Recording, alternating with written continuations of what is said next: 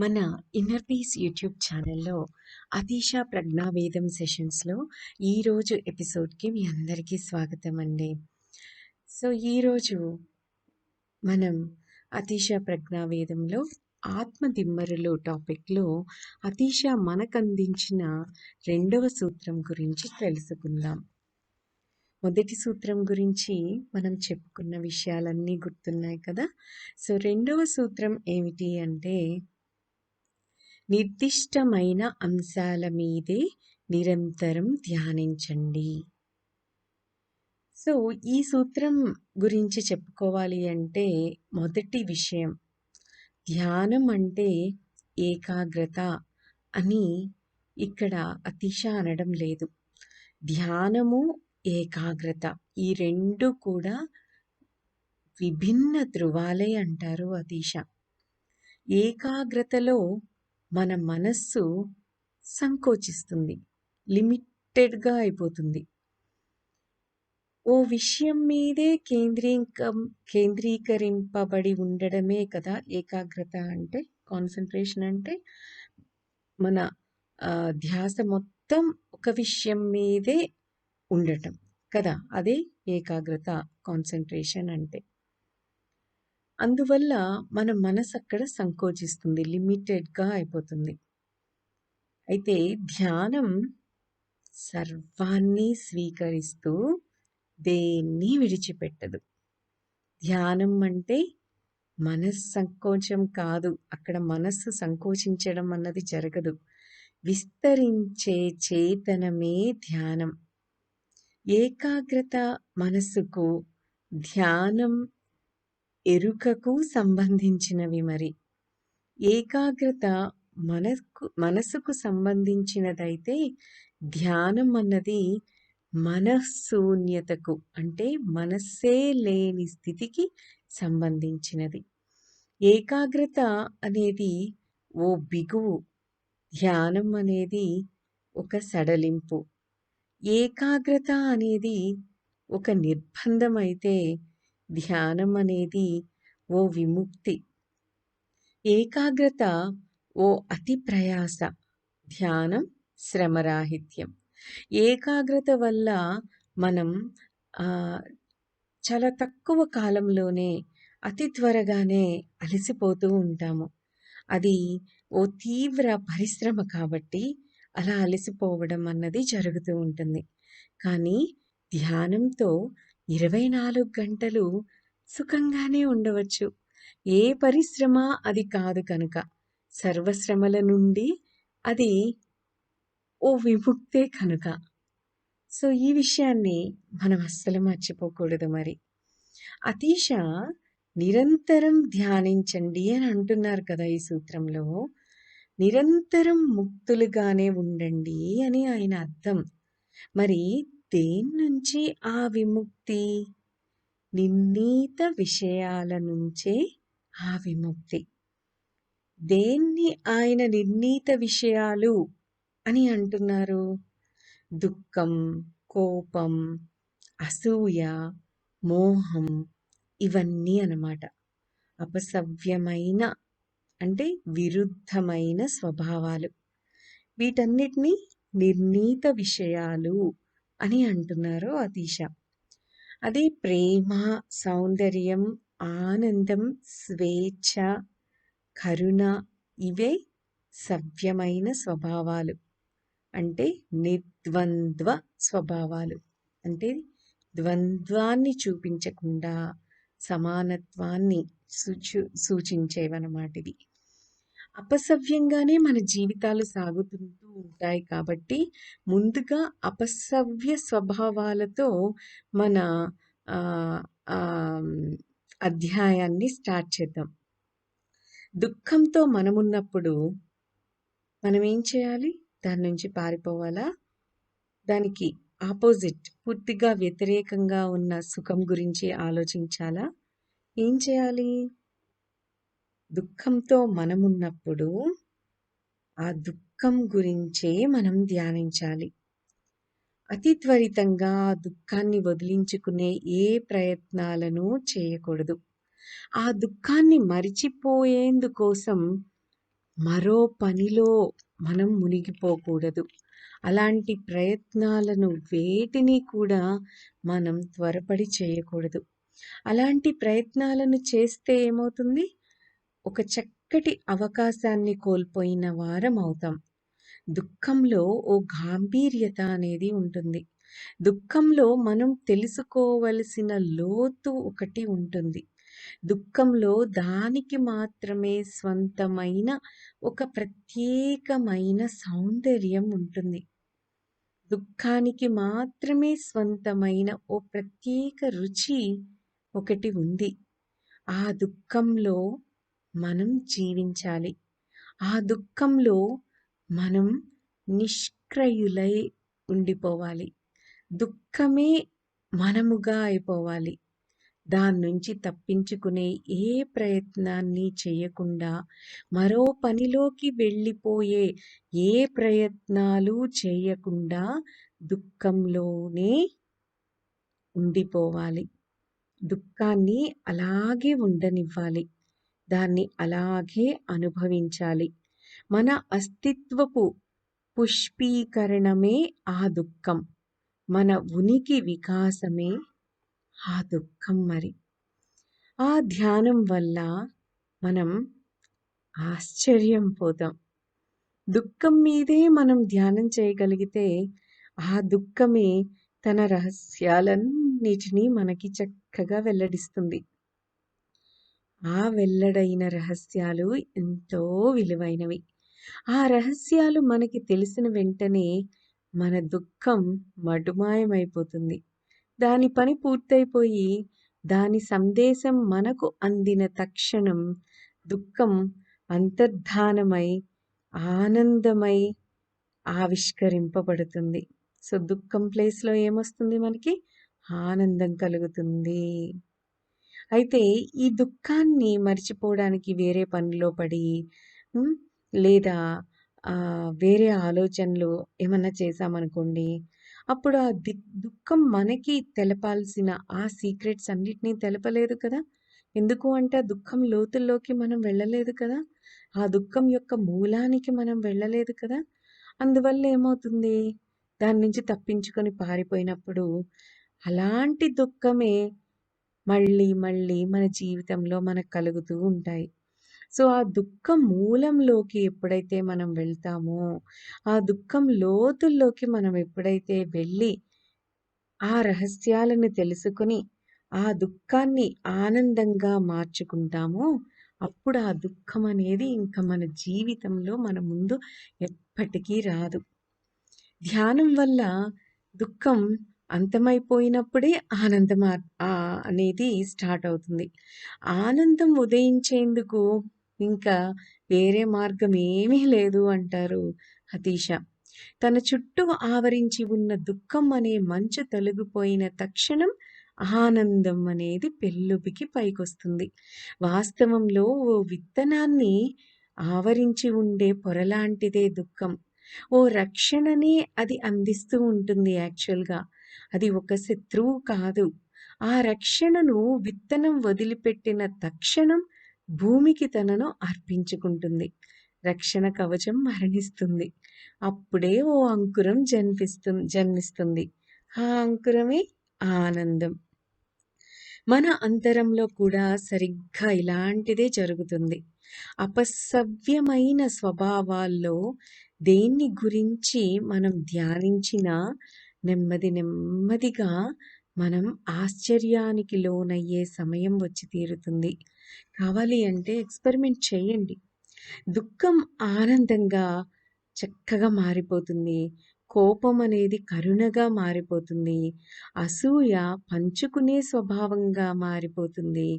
తక్కిన అపసవ్య స్వభావాలు కూడా సవ్యాలుగా మారిపోవడం మనల్ని ఆశ్చర్యంలోకి తోసేస్తూ ఉంటాయి. అంతర్రసాయన విజ్ఞానం ఇది. అపసవ్యాలను సవ్యంగా, హేమంగా పరివర్తించే రసవిద్య ఇది. కానీ ఒక్క విషయాన్ని మాత్రం మనం బాగా గుర్తుంచుకోవాలి.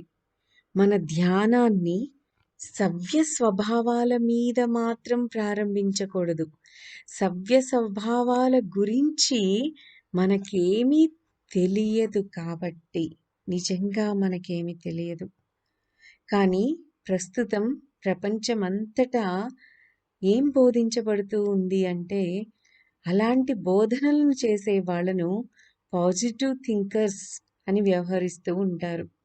మానవుడిలోని అంతర్రసాయనం గురించి వాళ్లకు ఏ పరిజ్ఞానము లేదు కాబట్టే వాళ్ళలా మాట్లాడుతున్నారు అంటారు ఓషో. బంగారంతో మన ప్రయోగాలు ప్రారంభించకూడదు. మన వద్ద బంగారం ఉన్నప్పుడు దానికోసం ప్రయత్నించడం ఓ మతిలేని చర్చే అవుతుంది కదా.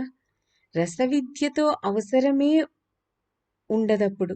ఓ విలువలేని లోహంతోనే మన ప్రయత్నం ప్రారంభించబడాలి.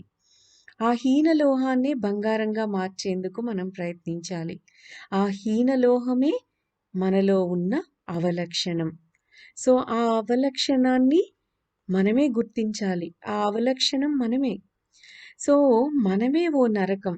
సో మనమే దాన్ని మళ్ళీ స్వర్గంగా మార్చాలి. విషం సిద్ధంగా ఉంది. దాన్ని అమృతంగా మార్చాలి మరి. కాబట్టి అపసవ్య స్వభావంతోనే మన ధ్యానాన్ని స్టార్ట్ చేయాలి. బుద్ధులందరూ నియమంగా అపసవ్యం నుంచే పయనించు అని బోధించారు. అపసవ్యంలో నుంచి వెళ్తేనే సవ్యం అన్నది మనకి ప్రాప్తిస్తుంది. కాబట్టి అపసవ్యం సవ్యాన్నే సులువుగా పుట్టుకొస్తుంది. అంటే అపసవ్యం నుండే సవ్యం అనేది చక్కగా పుట్టుకొస్తుంది. దుఃఖం నుంచి ఎలా అయితే సుఖం పుట్టుకొస్తుందో అదే విధంగా. సో సవ్యాన్ని మనం లాక్కుని రానక్కర్లేదు. సవ్యాన్ని మన మీద రుద్దాల్సిన అవసరం లేదు. సవ్య బోధకుల సలహాను స్వీకరించి సవ్యంతో మనం ధ్యానాన్ని ప్రారంభిస్తే వాజమ్మలుగానే తయారవుతాం. ఏం చేస్తాం మరి? ఆనందంతో ధ్యానాన్ని ఎలా ప్రారంభిస్తారు? ఓ చిరునవ్వును మీ మొహం మీద పులుముకోవచ్చు బహుశా, కానీ అది కృత్రిమంగా ఆర్టిఫిషియల్గానే తయారవుతుంది. సాగి ఉన్న పెదవుల మీద నవ్వు అతికించినట్లే ఉంటుంది తప్ప సహజంగా ఉండదు. అంతరం నుంచి ఆవిర్భవించే ఆనందం ఉండదు. పైనే ఉండి అది అసహ్యంగా కనిపిస్తుంది అంటారు ఓషో. నిజమే కదా. ఒక్కసారి ఓపెన్ మైండ్తో ఈ ఓషో చెప్పే ఎక్స్ప్లెనేషన్ని మనం చక్కగా అర్థం చేసుకోగలిగితే, దానిలో ఉన్న మూలానికి మనం వెళ్ళి ధ్యానంలో శోధించి ఆ మూలాన్ని అర్థం చేసుకోగలిగితే మనం కూడా అదే ప్రయత్నాన్ని చక్కగా స్టార్ట్ చేసేయవచ్చు. సో అపసవ్యాల మీద మన ధ్యానాన్ని స్టార్ట్ చేయాలి, అంతేగాని సవ్యాల మీద కాదు. సో అపసవ్యంతో మన ధ్యానం ప్రారంభించబడితే సవ్యాన్ని గురించి మనం ఆలోచించాల్సిన అవసరమే ఉండదు. అపసవ్యం గురించి మన ధ్యానం సాగినప్పుడు, దాని లోతుల్లోకి మనం వెళ్ళినప్పుడు, అంటే ఆ అపసవ్యం అంటే ఫర్ ఎగ్జాంపుల్ దుఃఖం, ఆ దుఃఖం యొక్క లోతుల్లోకి మనం వెళ్ళినప్పుడు, అంటే దాని మూలంలోకి మనం వెళ్ళినప్పుడు ఉన్నట్లుండి ఏం జరుగుతుంది? ఓ విస్ఫోటం అన్నది సంభవిస్తుంది. అప్పుడేమవుతుంది? ఆ అపసవ్యం అంటే ఆ దుఃఖం అనేది మాయమై చక్కగా సవ్యమైనది అంటే సుఖం ప్రత్యక్షమవుతుంది. సో వాస్తవంలో ఓ సవ్యతే అక్కడ ముందు నుంచి ఉంది. అపసవ్యం వెనకే ఆ సవ్యత దాక్కొని ఉంది. ఎగ్జాంపుల్, సుఖం ఎలా అయితే దుఃఖం వెనకే దాక్కుని ఉంటుందో ఆ విధంగా.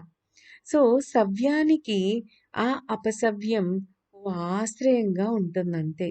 సవ్యాన్ని స్వీకరించే అర్హత మనకు ఇంకా కలగలేదు కాబట్టే, ఆ అర్హత మనకు కలగలేదు కాబట్టే ఆ అపసవ్యపు అవసరం దానికి ఉండి ఆశ్రయంగా ఆవరించి రక్షించాల్సిన అవసరం ఉంది. అర్థమైందా? మనకి ఆ సవ్యాన్ని స్వీకరించే అర్హత ఇంకా లేదు కాబట్టి ఆ సవ్యం ఏం చేస్తుంది? అపసవ్యాన్ని ఆసరాగా తీసుకొని మనల్ని రక్షించే ప్రయత్నం చేస్తుంది. సో ఎప్పుడైతే మనం ఆ అపసవ్యమైన దానిని. అపసవ్యమైనవి అంటే ఏమిటో తెలుసు కదా! ఇంకోసారి చెప్పాలా? అపసవ్యమైనవి అంటే దుఃఖం, కోపం, అసూయ, మోహం, విరుద్ధమైన స్వభావాలు ఇయన్నీ కూడా అపసవ్యమైనవి. సో, అపసవ్యమైనది దాని గురించి మనం ధ్యానం స్టార్ట్ చేసినప్పుడు దాని వెనుకే దాగి ఉన్న ఆ సవ్యమైనది మనకి లభిస్తుంది. అది కూడా ఎప్పుడు? మన ధ్యానం ఆ అపసవ్యం గురించి సాగుతూ, ఆ అపసవ్యం యొక్క లోతుల్లోకి వెళ్ళినప్పుడు, దాని మూలంలోకి వెళ్ళినప్పుడు మాత్రమే ఇది సంభవిస్తుంది. దైవానికి ప్రపంచం అపసవ్య ధ్రువం. దాన్ని మనం పరిత్యజించాల్సిన అవసరం లేదు. కేవలం మనం దాన్ని ధ్యానిస్తే చాలు. ఆ ధ్యానం స్థితమైన నాడు ప్రపంచం మాయమైపోయి దైవమే ప్రత్యక్షమవుతుంది. దైవం తప్ప మరేమీ ఇంక మనకి అక్కడ కనిపించదు. విస్తాం వాసి అయిన బయాజిద్ అనే సూఫీ యోగి తన ఉత్తరాశ్రమపు రోజుల్లో ఏమని చెబుతూ ఉండేవారంటే, మొదట్లో అందరినీ దేవుడు ఎక్కడ ఉన్నాడు అని నేను ప్రశ్నిస్తూ ఉండేవాణ్ణి. తరువాత నేను సిద్ధి పొందాను. అప్పటి నుంచి దేవుడు ఎక్కడ లేడు అని నేను అందరినీ అడుగుతూ ఉన్నాను. దేవుడు ఉండని రోజుల్లో ఆయన ఎక్కడ ఉన్నాడని నేను అడిగేవాడిని. ఇప్పుడు దేవుడు మాత్రమే ఉంటున్నాడు. ఇప్పుడు అందరినీ దేవుడు లేని చోటుందా అని నేను అడుగుతున్నాను అని ఆయన అంటూ ఉంటారు. అప్పుడు ఇప్పుడు ఉన్నది ఒకే ప్రపంచమే కదా! సో, ఇక్కడ మారింది ఏమిటి? కేవలం ఆ సూఫీ యోగి యొక్క దృష్టే కదా! సో, ప్రపంచం ఇదివరకు ఎలా ఉందో ఇప్పుడు అలాగే ఉంది. కానీ మన దృష్టి మారితే మనం ఇదివరకులాగా ఇప్పుడు ఉండలేమన్నమాట.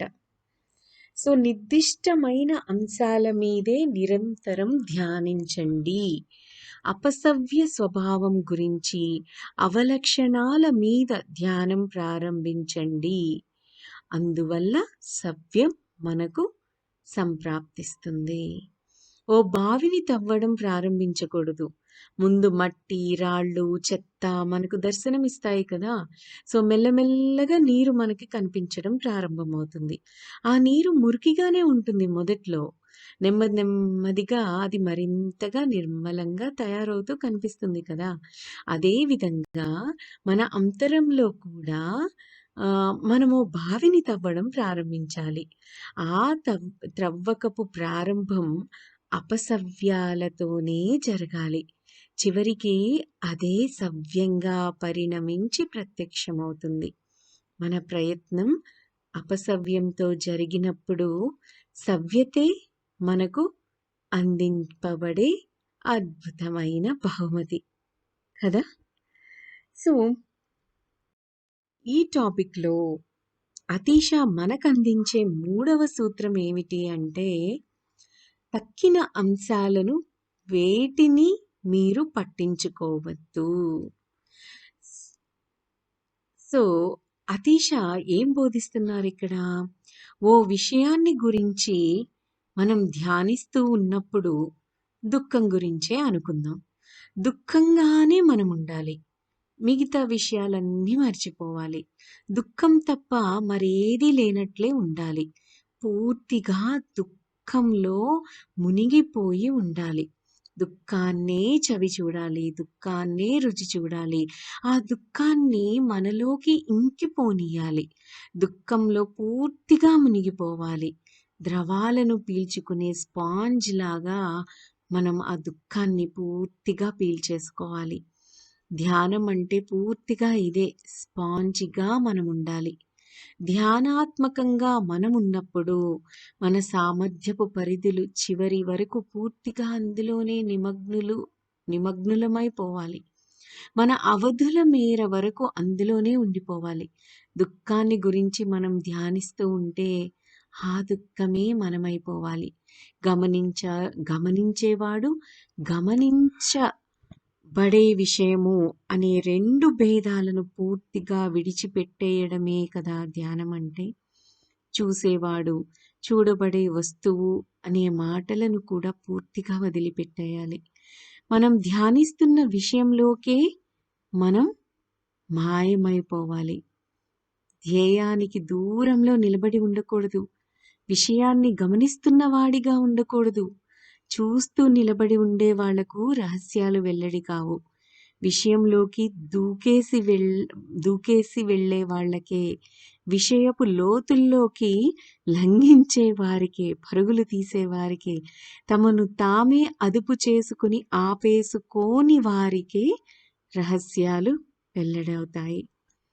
మరి ఒక్కసారి మనం ఇప్పటి వరకు తెలుసుకున్న ఈ అతీషా చెప్పిన ఈ 2వ సూత్రం, అలాగే 3వ సూత్రం గురించి చక్కగా అర్థం చేసుకొని ఆచరణలో పెట్టడం అయితే స్టార్ట్ చేసేయాలి. సో ఈరోజు ఈ ఎపిసోడ్ ఇక్కడితో ఆపేద్దాం. దీని కంటిన్యూషన్ మన నెక్స్ట్ ఎపిసోడ్లో డిస్కస్ చేద్దాం. దట్స్ ఆల్ ఫర్ టుడే అండి. Have a great day. Thank you.